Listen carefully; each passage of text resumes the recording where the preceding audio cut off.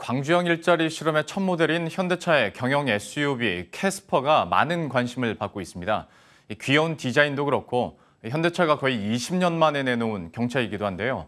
문재인 대통령도 사전 예약을 했다고 해서 화제가 됐었죠. 캐스퍼와 관련된 다양한 이야기들을 권순우 기자와 함께 이야기 나눠보도록 하겠습니다.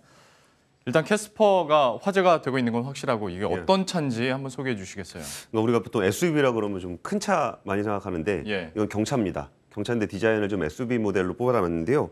뭔가 이렇게 굉장히 개성 있는 디자인도 그렇고 뭔가 역동적인 느낌도 그렇고 그러면서 이게 공간 활용도, 실내 공간 활용도를 굉장히 좁게 둬서 경차 타면은 좀 아무래도 실내가 불편할 수밖에 없는데 그 부분을 보완하기 위해서 많은 신경을 쓴 것 같습니다.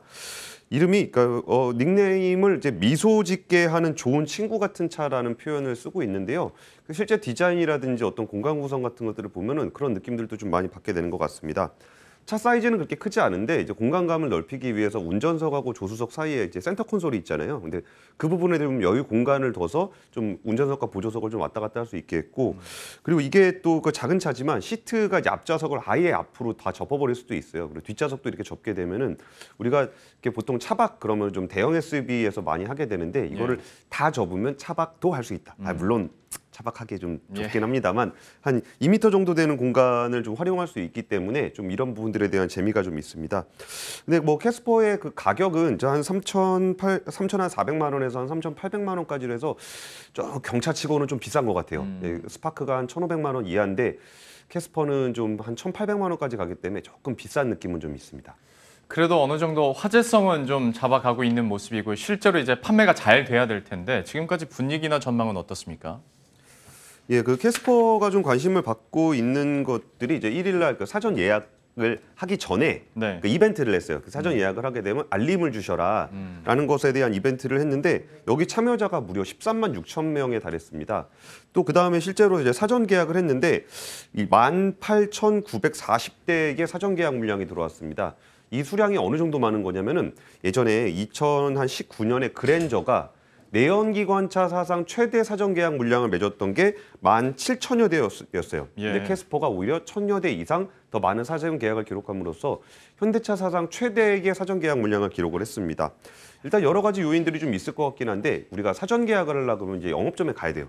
영업점에 가야만 사전 계약을 할 수 있는데 이번에 캐스퍼는 온라인으로 받았어요. 근데 사전 계약이라는 거를 차에 관심 있으신 분들은 아실 텐데 사전 계약금 조금만 걸어놨다가 나중에 취소하면 다 돌려받을 수 있거든요. 그래서 이거를 계약하는 게 온라인으로 좀 간편화되다 보니까 이렇게 좀 많은 그 수량이 몰린 것 같습니다.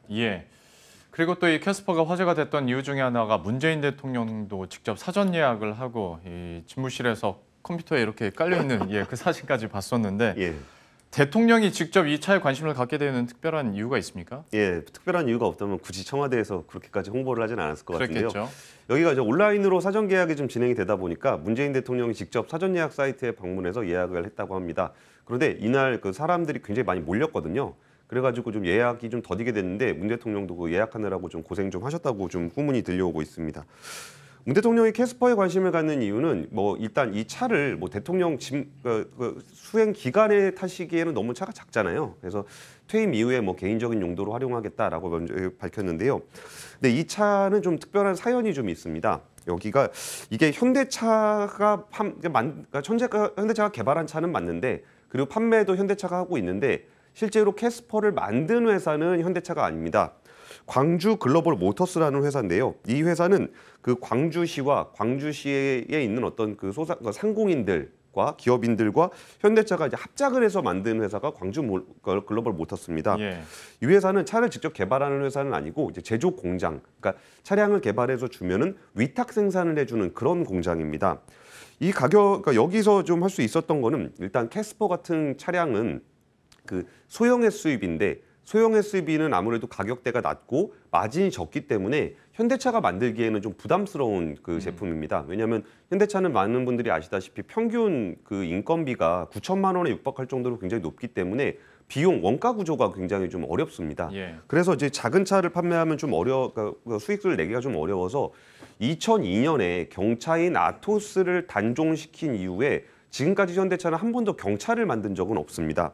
그리고 또 이제 국내에다 공장을 좀 지으면은 일자리 창출이 될 거라는 것을 누구나 다 알지만 국내의 인건비 부담이 좀 크기 때문에 국내에다가는 공장을 만들지 않고 해외에다가 줄곧 공장을 만들어 왔던 것이 현실입니다.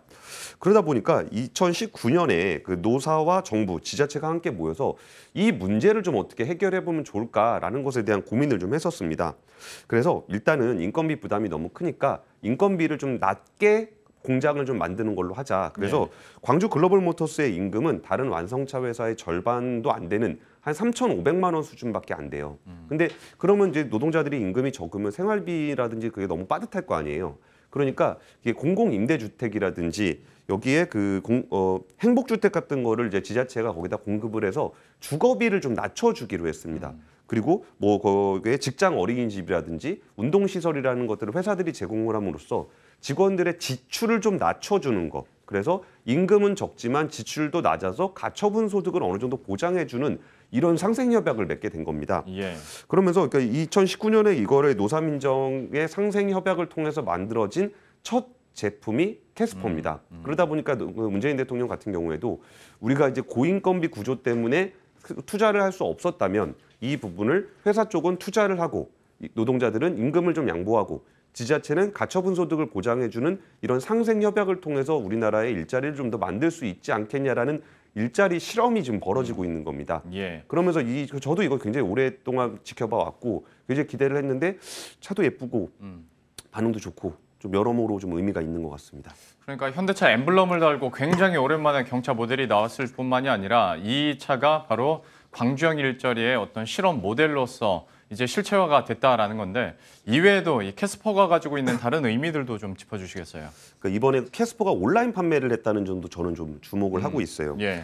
이게 지금 테슬라를 비롯해서 글로벌 자동차 회사들은 어떤 판매에 좀 더 수월한 어떤 디지털 전환을 통해서 좀 소비자들은 좀 더 편리하게 온라인을 통해서 구매를 할 수 있고 또 회사들은 그 판매 영업망을 유지하기 위한 비용을 좀 줄일 수 있도록 하기 위해서 온라인 판매를 굉장히 많이 하고 있습니다. 근데 현대차는 지금까지 단 한 대의 차도 온라인 판매를 한 적은 없어요. 이번에 캐스퍼만 처음으로 온라인 판매를 하게 된 건데요. 어쨌든 온라인 판매의 효과는 좀 톡톡히 누렸던 것 같고 이게 사실 요새는 예전에야 이제 영업점에 가서 거기에 있는 카마스터 분에게 차에 대한 설명도 듣고 계약도 맺고 했지만 요즘에는 온라인을 통해서 워낙 차량에 대한 정보가 많기 때문에 굳이 거기에 영업점을 방문한다고 한다면 이제 실물 어떻게 생겼는지 보는 정도였던 것 같아요. 근데 이제 현대차가 온라인으로 판매를 할 수 없는 주요한 이유 중에 하나는 일단 판매망들이 있잖아요. 대리점과 직영점이 있을 때 판매 직원들이 반발을 하기 때문에 온라인 판매를 할 수 없었습니다. 이전에 기아의 그 전기차인 EV6를 판매할 때 사전 예약을 온라인으로 받아본 적이 있어요. 그랬다가 어떤 직원들의 반발이 굉장히 심했었고 기아는 아니 사전 예약만 이게 수요가 얼마나 있는지를 온라인으로 확인하는 것뿐이지 실제 계약은 무조건 영업점에 가서 할 수 있게 하겠다. 그러면 영업점에서 판매가 이루어지면 수당은 판매 직원들이 받을 수 있도록 하겠다라고 좀 물러선 적이 있습니다. 국내에서는 좀 제약이 있다 보니까 현대차가 이제 국내에서는 안 하고 싱가포르에서 글로벌 혁신센터를 만들어서 운영을 하고 있어요. 근데 거기서 어떤 그 연구 개발들을 하고 있냐면 소비자가 스마트폰으로 주문을 하면 그 주문이 즉시 공장으로 연결이 되고 공장에서 소비자들이 원하는 패턴으로 주문 생산이 가능한 일괄 모빌리티 시스템 서플라이 체인을 구축하는 걸 하고 있어요. 예. 근데 이런 부분들이 이제 미래가 될 거라는 건 알지만 국내에서는 온라인 판매를 할 수 없다라는 점이 발목을 잡고 있는 상황에서 캐스퍼가 이렇게 온라인으로 좀 흥행을 하게 되면은 아무래도 판매 쪽을 좀 디지털 전환하는데 좀 계기가 될 수 있지 않겠느냐라는 얘기들도 좀 나오고 있습니다. 예. 다만 제가 이제 온라인 현대차 판매 직원들 쪽을 좀 취재를 좀 해봤는데요. 네. 일단은 이제 캐스퍼가 좀 작은 차다 보니까 맞이 적군요. 수당이 예. 수당이 그렇게 많지 않아서 굳이 뭐 자기들이 팔고 싶지도 않았고 그래서 온라인으로 파는 건 크게 뭐 별로 신경 쓰지 않는다라는 반응이었는데 다만 이제 캐스퍼가 아니라 현대차에 좀 이제 그 수익이 좀 많이 나는 차종을 판매할 때 또다시 온라인을 도입하게 된다면 반발이 있을 것 같다라는 예. 반응들이 좀 나왔습니다. 어쨌든 이런 모든 그 과정들이 자동차 산업이 어떤 좀 치열하게 경쟁하고 있는 과정에서 이런저런 우리 사회가 겪고 있는 여러 가지 문제들이 있잖아요. 그런 거를 좀 해결해가는 과정 속에서 캐스퍼를 좀 바라보신다면 뭐 귀여운 디자인만큼이나 우리의 일자리 문제, 경제 문제를 좀 더 좀 살펴보실 수 있을 것 같습니다. 예. 지금까지 권순우 기자와 함께했습니다. 잘 들었습니다. 예, 감사합니다.